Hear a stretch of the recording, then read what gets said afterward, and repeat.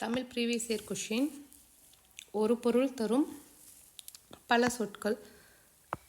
மாதங்கம், வாரணம், களிறு என்ற சொற்கள் தரும் ஒரே பொருள் தேர்க. ஆன்சர் யானை. இது எங்கே இருக்குன்னா 11th புக்கில் இருக்குது, 11th தமிழ் புக்கு.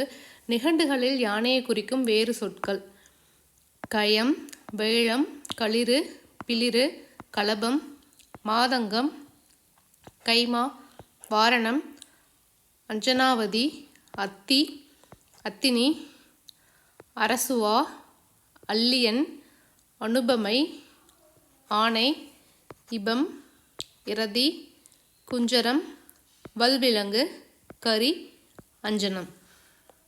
இத்தனையும் யானைகளோட வேறு சொற்கள், யானையை குறிக்கும் வேறு சொற்கள். இதுக்கு ஒரு ஷார்ட்கட் ஸ்டோரி பார்க்கலாம். ஃபஸ்ட்டு ஒரு பெண் குழந்தை பிறக்குது. அது யாருக்குமே அஞ்சாமல் இருக்கிறனால அதுக்கு அஞ்சனாவதின்னு பேர் வைக்கிறாங்க. அது ஒரு அத்தி மரம் வளர்க்குது. அந்த அத்தி மரத்துக்குள்ளே இருக்கிற அத்தனை வனவிலங்குகளுக்கும் அதோட குஞ்சுகளுக்கும் களியும் கரியும் டெய்லி கொடுத்துட்ருப்பாங்க. அப்போ ஒரு நாள் யானை பிளிர்ற சவுண்டு கேட்குது.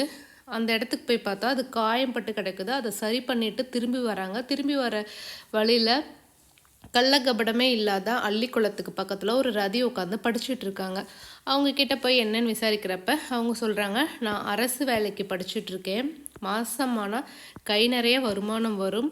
அது ஒரு தனி அனுபவம் அப்படின்னு சொல்கிறாங்க.